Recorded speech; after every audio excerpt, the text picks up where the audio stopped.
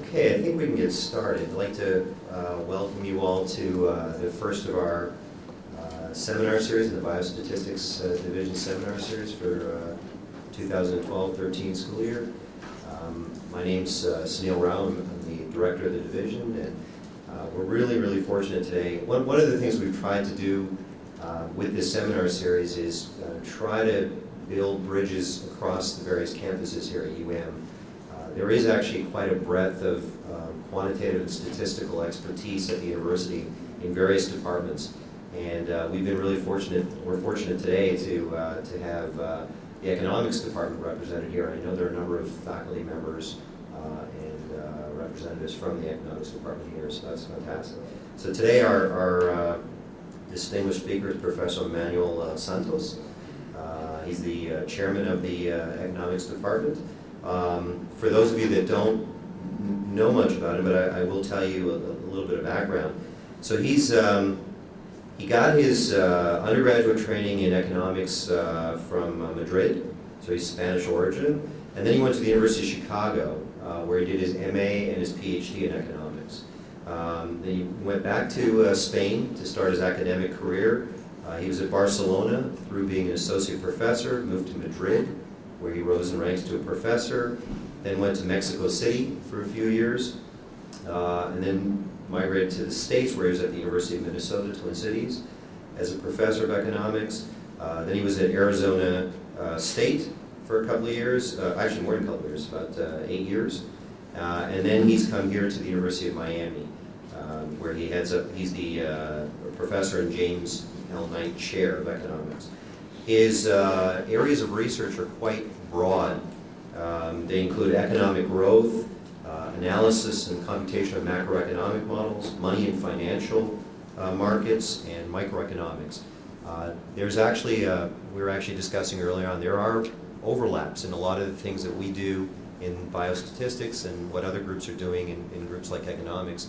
And part of having Dr. Santos here is to learn about what's going on in other areas, and then look for opportunities to collaborate as well and cross-pollinate. So, welcome very much. Okay, thank you very much. Well, it's a pleasure to be here. I started this research a long time ago while I was teaching a course on health economics. At that time, we were concerned that probably the doctors were making too much money, and we wanted to know where this was coming from. But then we got into other topics, and today probably the message is that the doctors are not making too much money. Somebody else is making the money. But since it is a broad audience, I just want to make sure that everyone follows me. That's the priority of the talk. This is down-to-earth statistics, so it's not Bayesian or anything like that. It's down-to-earth statistics. I hope that you can hear me well. What I need you to understand is that there is healthcare expenditures, okay? Which is, I'll define it a little bit better. And there is what it is called total consumption, or you may want to say GDP. So GDP is gross domestic product, and this is the money that flows out of the economy every year. Okay? I'm going to do some little magic here, and I'm going to write healthcare expenditures over CPI and total consumption over CPI. So I'm not changing anything, okay? But later, and this is where the paper is, I'm going to use rather than CPI, I'm going to use the healthcare deflator. So inflation in the medical sector is not necessarily the same as inflation elsewhere. So basically, if this is GDP, this would be real GDP. So economies divide by prices in order to have a hint of real quantities. So we are going to talk about expenditures. When those expenditures are divided up by prices, over prices, we are talking about real. That's what economists call real. And the paper is mostly concerned with the evolution of real quantities rather than nominal quantities. As I said, I'm a bit concerned with the understanding. So there is a motivation regarding Obamacare and many issues surrounding the medical sector. But I want to go through the first 3 sections. And then probably it's a good time to have questions and discussion and so forth. So, of course, a price, there are quantity indexes, there are price indexes. That's the way we are going to go. So what do we have here? What we have here is roughly this, that when we compare healthcare over total consumption or healthcare over GDP, what has happened in the US is that medical expenditures are mounting. So this is almost twice as much as in other countries. And what it is true is that in 1970 we were 1/12 of total consumption, and now we are almost 1/5 of total consumption. So in terms of total consumption, the medical share is been growing, and what I'm trying to analyze with you today is what's going on, okay?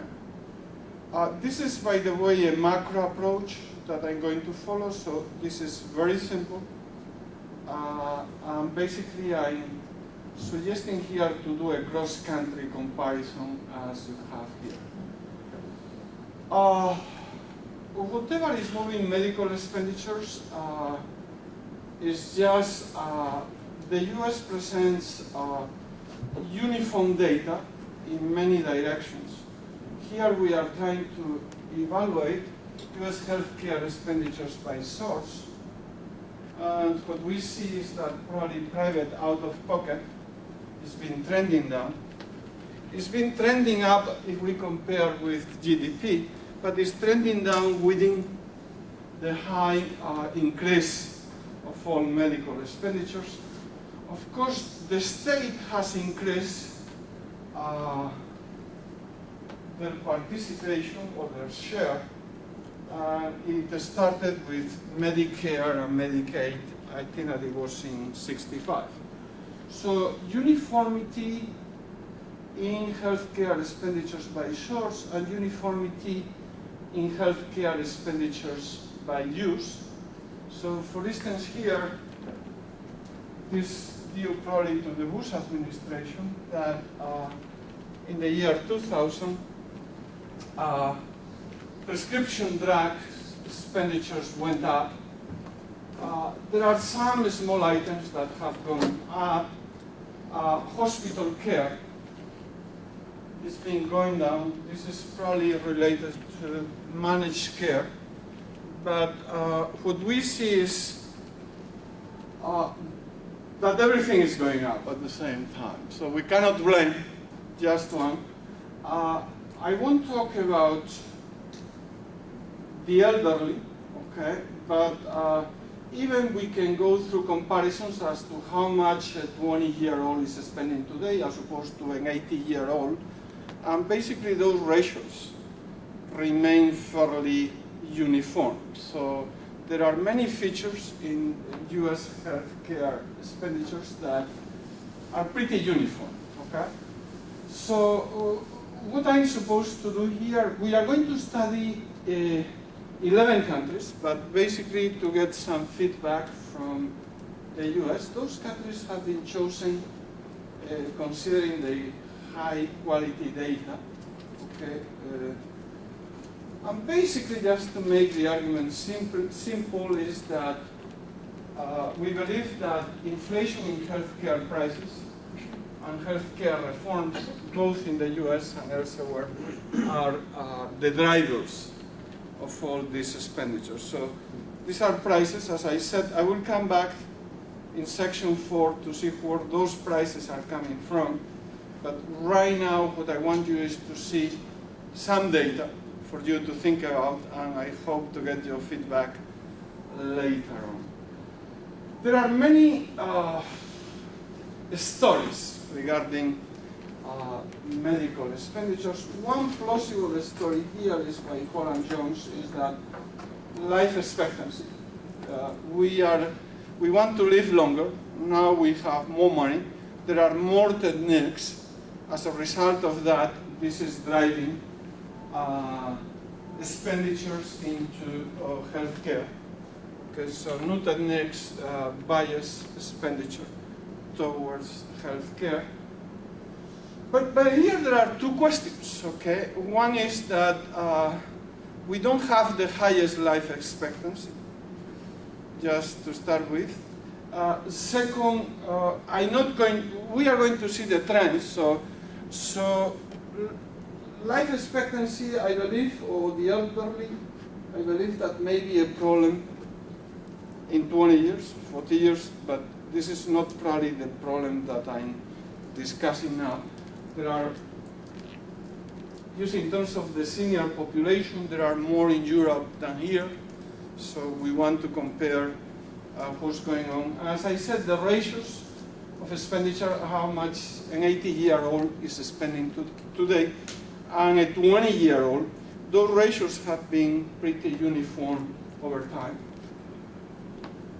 Another reason, and this is quite close to the presidential debate, is that with the introduction of Medicaid and Medicare, there was a trend towards more spending, both for these people and both for other hospitals. So it may be that the trends change, the way you treat the patients and so forth, the competition. I'm going to claim that actually many other countries like France, Spain, and so forth, they introduced universal insurance. And these guys were trying to catch up with life and with the US, so you could expect that some other countries that have been catching up, they have also tried to catch up in the medical arena, and therefore for intertemporal comparison, that's not probably a plausible case, although it could be that, but that's not the topic today. The third one is technology. So you see, think now of the iPhone, everyone buys the iPhone, so there are new technologies. New technologies for us means that you can do things in a cheaper way, but nevertheless, people, you see, they get fascinated by those technologies like the iPhone and so forth, and they end up spending lots of money on those things. Probably they could do better with less. But that's why we are doing a cross-country comparison. We are saying why Spain is buying less iPhones than the US. Okay, so in this way, we try to minimize the effects of technology or quality by comparing similar countries that roughly they have the same income per capita as the US. And it is well known that technology flows quite well within countries that have a homogeneous income pattern. Okay. Well, section 4, and we have a story, and probably the difficult part is to support this story. So you see, we are going to talk why pharmaceutical products, or many US citizens go to Canada or to Mexico to buy those pharmaceutical products, or why those prices may be higher in the US than here. We are going to do it in many ways, and at the end of the day, is not only that the data seems to point out towards prices, but we also have to come up with some micro evidence. There are two other variables apart from prices, which I'll talk about, is malpractice and defensive medicine and out-of-pocket expenditures that were trending downwards. Okay, so I'm going to start first the talk with some stylized facts. So these are, it's not so much stylized. These are basic empirical regularities. So what I have here is, I now change and I call this ex-US. So this is ex-US. And we divide ex-US by x the other countries. So that's what we call the expenditure gap, how much the US is spending on top of all the other countries. Okay, so roughly the US is spending 18% of GDP, the other countries are spending 12% of GDP, so this means that it's roughly 1.5. We are considering here consumption.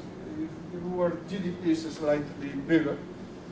And so this is the first empirical regularity, that this is how much we are spending on top of the other countries. And the idea here is that we are spending 50%. And the idea is that it all happened between 78 and 1990. So the gap went up in a period of 12 years. And the question is what happened over those 12 years. Managed care came a little bit later, okay? So we consider three differentiated periods. So this is the expenditure gap. And then we are going to talk about the price gap. And the price gap is that we compare the healthcare deflator over CPI. So healthcare deflator is the price of health goods, this is an index, over the regular price, which is the CPI. And what we are asking is how much prices have increased in the US as opposed to other countries. And this is basically what we have during the transition period and for the whole period that we are studying. So this is the CPI, the red one, okay, the change in the CPI, and the blue is the change in healthcare, okay? And what we are observing is that the US experienced very little inflation in terms of goods, but it experienced somewhat more inflation in terms of healthcare prices. What we have here is the ratio. Okay? So over here, we are considering the ratio, which is the green line. Okay?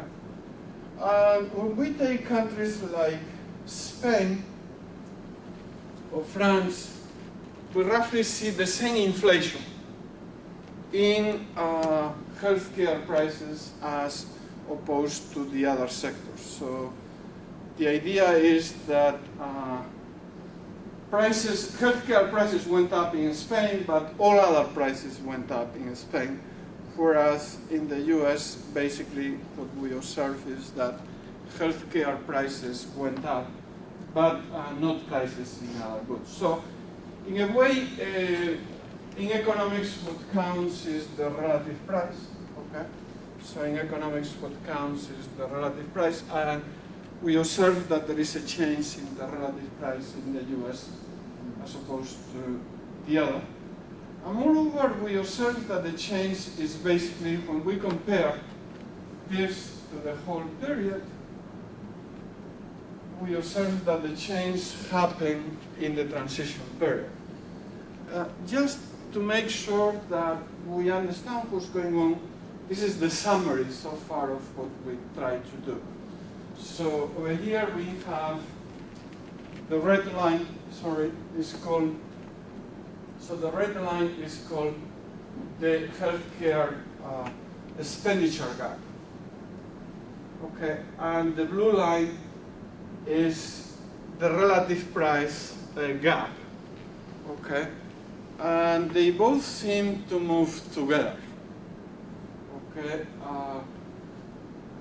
to simplify a little bit, although I'll provide further evidence, probably here we see the effect of managed care, okay, but not during this other period. So expenses and prices are moving together, but this is taking, this is a complicated comparison because we are conditioning by all other countries, okay, so this is a cross-country study. Probably if you don't want to do it cross-country, I want you to understand these graphs. Eventually we are going to have similar graphs for health care insurance, but this is basically the green line here is how much expenditures, this is the evolution of expenditures per capita using the CPI. So using, deflating by the usual index, we have that the increase is being 400%. So if somebody gets his or her salary increase every year by the CPI, it will see that in this case the healthcare bill looks like 4 times higher. Okay. However, in the second one we are deflating by the healthcare deflator. And then this goes down. Okay. Of course, there is also income growth. So here, these two lines, we are taking care of income growth, that everyone is consuming more, the economy is growing. As a result of that, we are consuming more of everything. So in real terms, and adjusting for income growth, there is very little to explain. So if in real terms the economy grows at 2%, it would mean that your real expenditure is also 2%. As I said, this is playing with all these indexes, okay? And when we make a comparison, this is what we understand, and sorry, the dates may change, but this is what we understand by managed care. This is the ratio of, or in this case, the share of the different insurance programs. So conventional insurance lost ground. So companies, because prices are increasing, they have some forms of managed care. They provide incentives for you to spend less money.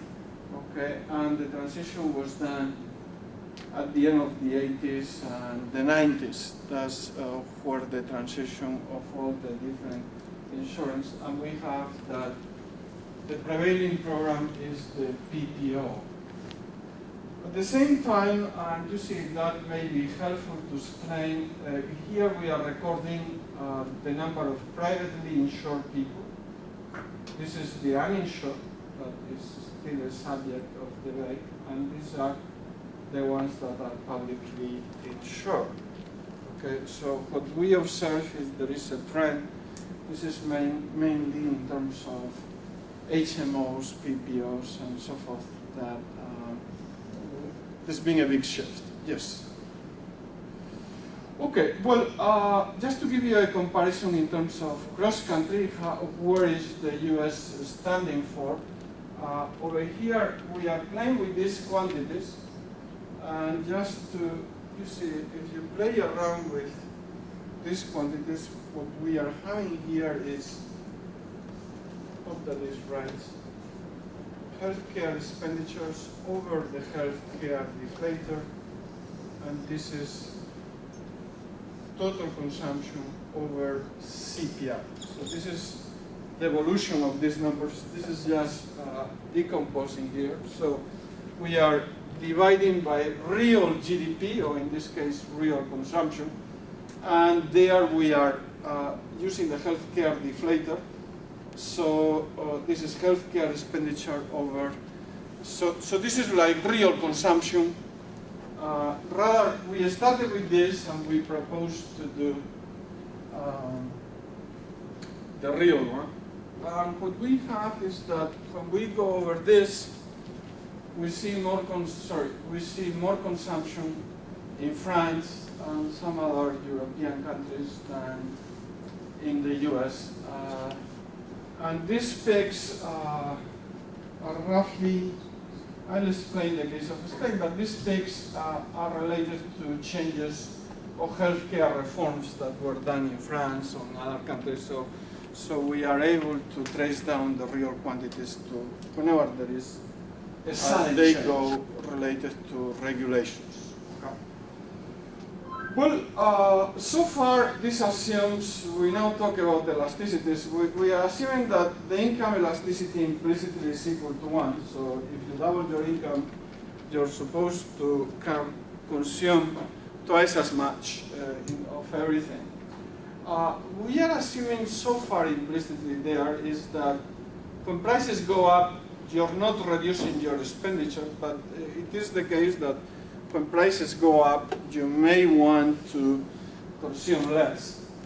And of course, we are so far not saying much about technological change, and something should be said very briefly because this is a simple model.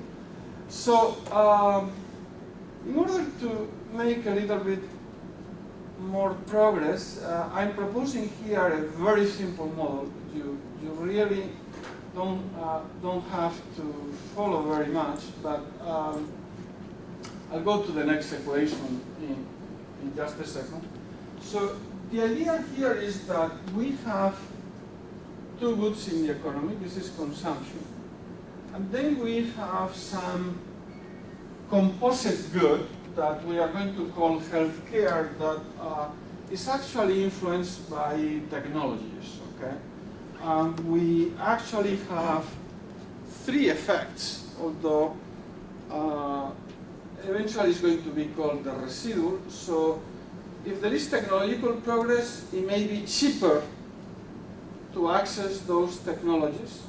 Second, it may be possible to combine many technologies. That's what we are trying to do. So you combine many technologies, so you can do much better by combining all the different technologies. And third, there is a bias towards consuming more. Okay, and this is roughly what this model tries to reflect. So this is the money that you make at the end of the month. Here our consumer has a simple problem to decide how much she wants to consume and to decide how much she wants to spend in health. Q is the relative price of health, and H is what we call real expenditure.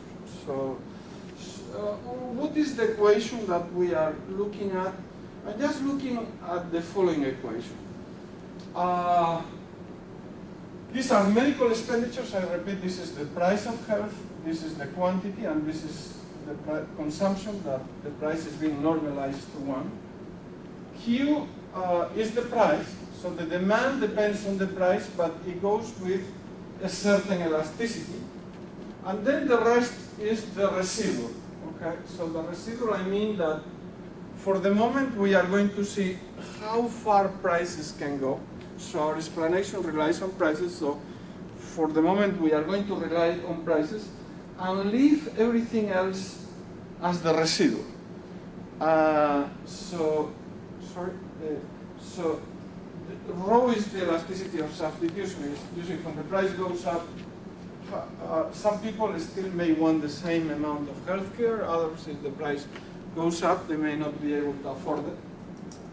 So it all depends on a price elasticity, okay? So we have in the numerator, this is healthcare expenditures, okay? And the denominator we have consumption without including health. Here we are including health because the CPI is our deflator. We don't have a special deflator. So this is the equation, and we have here the A. So this is a simple demand function. It depends on the price and on something else. And we are going to see how this something else evolves across countries. So basically this is the same as before, but we are filtering now the price effect, and we are going to see the evolution of DA. So we are interested, once we filter the price effect, how is real expenditure across countries. And again, we see that the US is not consuming more than other countries. We have filtered the price effect. And when we filter the price effect, what we see is that certain European countries that went through some other public programs are consuming more than the US. For instance, this is the US as compared to the average, which is the OECD. We also consider that some regulations in certain countries increase expenditure. So this is trying to smooth the regulations in some simple statistical way. So we didn't even filter. We just, and if you're not happy with our filters, we consider here, just take out of the picture Spain and France, that seem to be the big spenders. And that's basically what we have. The US against all other nations, and basically the US is not growing faster than the average. It went a bit faster here in the 80s, considered to be the transition period, and then managed care seem to have helped the US. For instance, if this is the same thing for Spain, you see Spain was a relatively poor country, and it became now again a relatively poor country, but in the 70s it was trying to catch up, okay? But in 86 they came with a law to provide universal insurance to basically every citizen in the country, and everyone that would visit the country or for whatever reason would stop by there. So as a result of that, expenditures increased, and then, and that's the problem, in 2004, healthcare became or was granted to the provinces or to the regions, so they managed, so there was some sort of reshufflement, and many states were able to use their own programs, and also this increased healthcare. So prices didn't change very much in Spain, but according to this model, what changed were the regulations. Those regulations have been for increasing expenditure, and that's why right now they have to cut down on expenditure if they want to clean their budget. So that's the idea here. Another thing that, so we have a model, and you see I was trying to explain the residual, but another approach that people in economics follow, which is why they use models for prediction, and that's probably related to statistics, is that we have a simple model that explains prices. So we could ask ourselves the following question. The input of our model are prices. we use the residual of the OECD. So rather than, we ask the question, what would have happened to the US if they were to spend the same real quantities as the OECD, given the US prices that they have? Okay. So these are prices, US prices. But we are forcing the US to eat no more, no less than the OECD. And we use our model to predict. So that's a simple technique to predict. That's the same exercise, but explained in another way. What we have is the following. So in this case, the dotted line is the US. Okay? So the model says that the US is not consuming more than all other countries. According to this simple model, what's happening is that prices are going up here in the US much faster than in other countries. And of course, the question comes, what drives all these prices? By the way, we were using here an elasticity for the model, so a certain parameter value. But just for the record, the elasticity is like 0.2, which means that if prices go up by 100%, consumption is only reduced by 20%. So that's the way we use a standard elasticity in order to predict or to filter the price effect.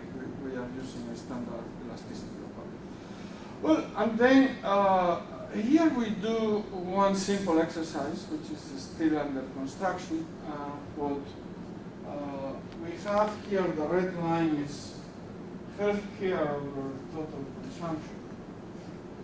Okay, and this is being increased. Here is the way that the inverse of out-of-pocket expenditures have gone up. Okay, so in a way now people pay less out of pocket. That's the inverse. And it also, well, it has a certain pattern. Although out-of-pocket expenditures may not affect the whole population, it may affect some people. So the idea here of a representative consumer is much harder. And the third one is an index of malpractice. This is the cost of malpractice insurance, the way it's been fluctuating. And this is deflated by real healthcare prices.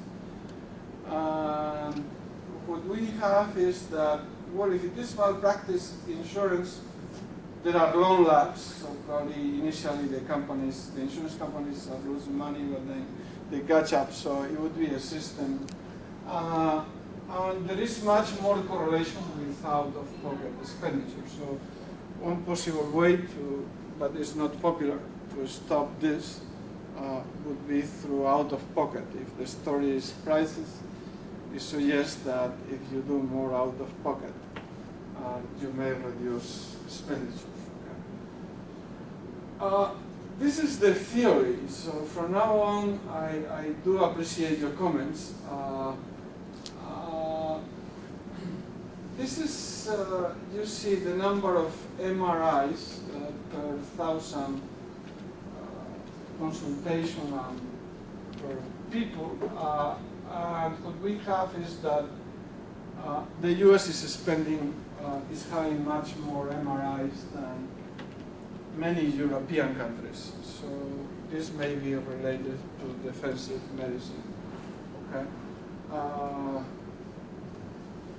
So there are all these statistics, but what is hard to document is how this malpractice or defensive medicine gap has been evolving through time, and that there are no statistics. Our story is more about time. Okay, so the question it would be how these indexes are trending over time. it seems that prices explain an awful lot, so probably there is very little room for other, so malpractice, or in this case, defensive medicine is probably the same as before.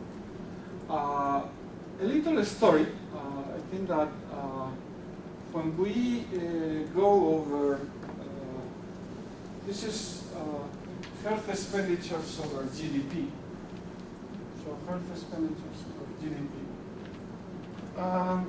When we plot health expenditures over GDP, there is actually a period in which the figure plateaus. Okay, and this was with the Clinton administration. And actually, I do believe that at that time, our president was the health secretary. So there is a period in which expenditures didn't go up when we go up. And the question is, what's the story here? Okay. And I think that there are two sides to this story.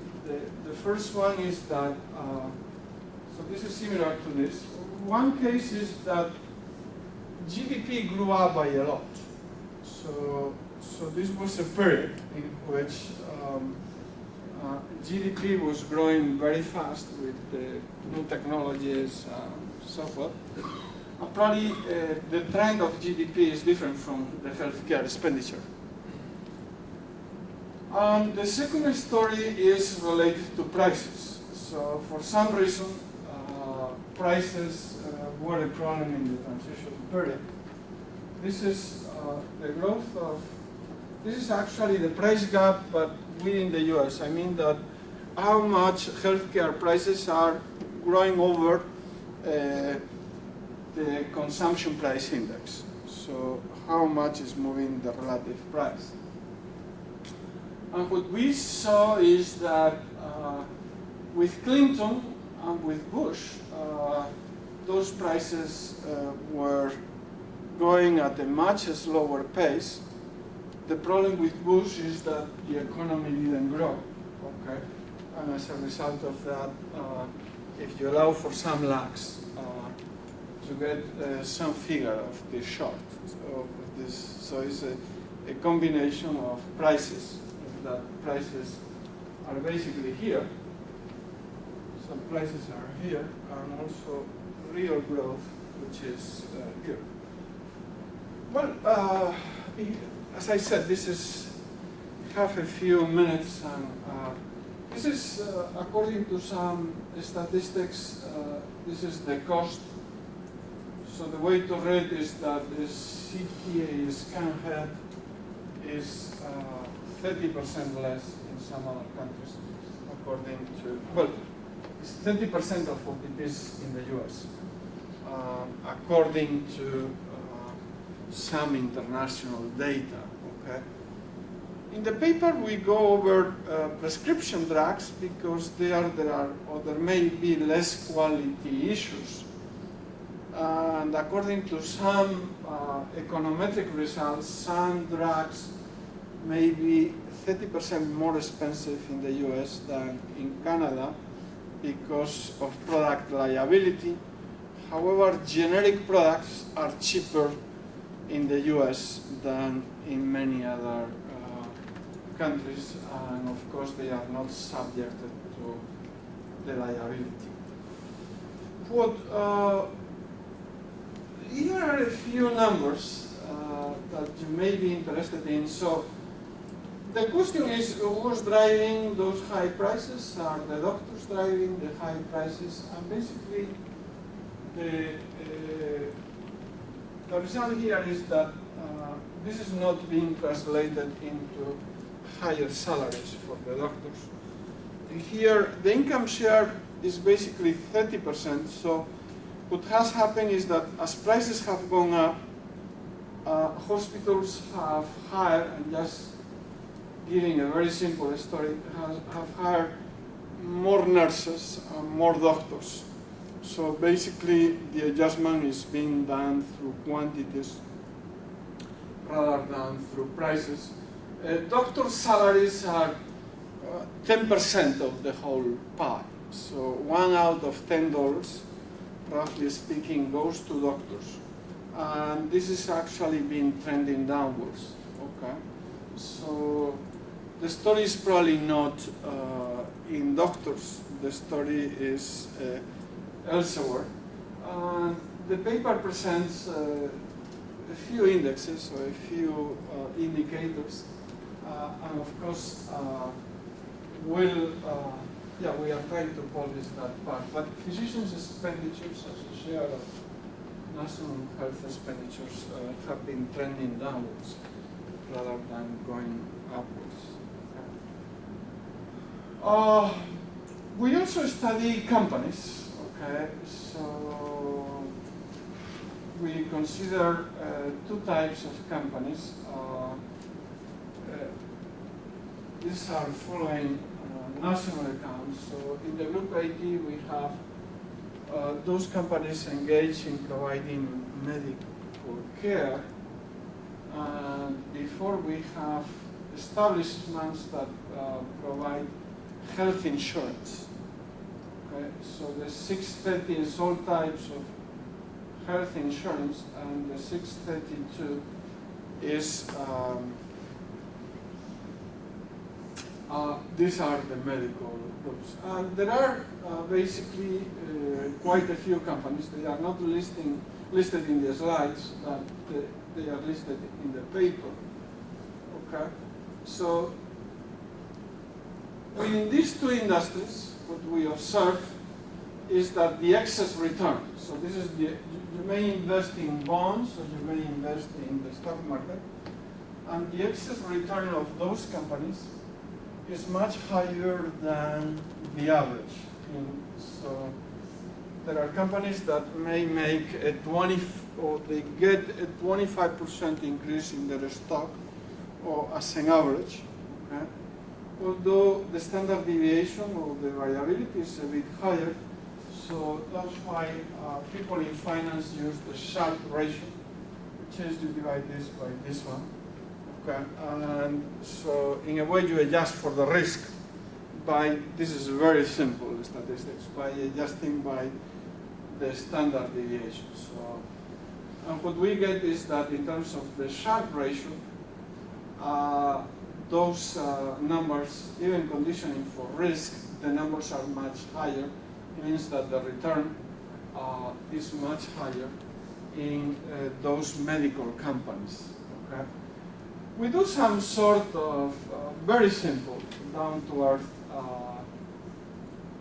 analysis, which is to see there are betas and alpha. Alpha is the excess return that cannot be explained by the market. So you have a company, and you see sometimes the economy is going very well, and therefore your company is also going very well. That sort of common trends, we are trying to take them out, and we just try to estimate the alpha, which is your idiosyncratic or your differential. So the alpha would be the differential, and the betas are due to some common factors. And we try to see the differential. And then what we have here, this is a little bit of the story, is that the alphas in the two groups seem to move, are very highly correlated with the growth rate. So whenever there is more money on the table, so that the volume of medical expenditures increases, those companies are making more money. So those returns, so high prices are good news for the companies. They are not good news for the doctors. So that's basically what this statistical analysis tries to do. It may be some, this is the transition period, so it's not easy to, you see, even without the transition period, there are ups or downs. It may be that new companies enter. So we wouldn't say necessarily that it's due to lack of competition. I think that it's more complex. But the basic idea is that whenever those prices go up, this are going to mean higher profits for the companies. That's what comes out of this statistical result. As I said in the paper, we talk a little bit about product liability. We are trying to build some other indexes of malpractice and so forth, and to see how they correlate with all these quantities over there. And that's sort of the work in progress. So this is basically the same graph, but in another way. So there are abnormal returns for publicly traded companies in the healthcare sector. So these returns cannot be explained by finance models, even if we adjust for the risk. And they seem to be highly correlated with the macro trends and with prices. So that's roughly what we get here. So just to conclude, I'm leaving 5 minutes just in case. So this is a simple analysis, okay? So we just go to the numbers and to price indexes and to the national accounts, and we try to compare expenditures here over 11 countries in order to condition for technological progress. We are expecting that the technological gap in the US and Spain gets the same over periods. So we are making the implicit assumption that there is a technological gap that stays the same over the whole period. And then, you see, we try to see what sort of variables may be there and which ones are not there.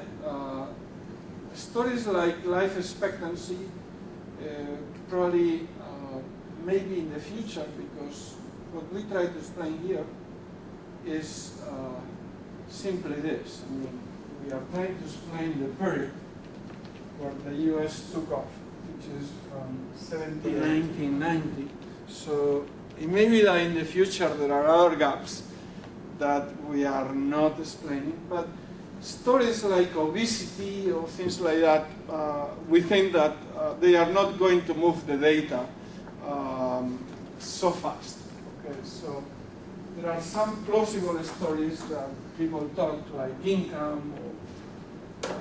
The data, I mean, it all happened in 10 years. So whatever story you want, it has to be consistent for 10 years, and then it looks very difficult to explain. But we feel that it's a plausible story is that prices went up. It is the case that in the US, prices are higher when you go to the hospital than in many other countries. The liability is different, the quality is different, but here we are just looking for differential changes in prices. And of course, one has to go to the nitty-gritty of the price indexes, and that's what we eventually discuss and will discuss in the paper, what's going on in those statistics. What does the CPI measure, or the healthcare deflator is going to measure, and how that can be projected into our analysis. Okay, so thank you very much.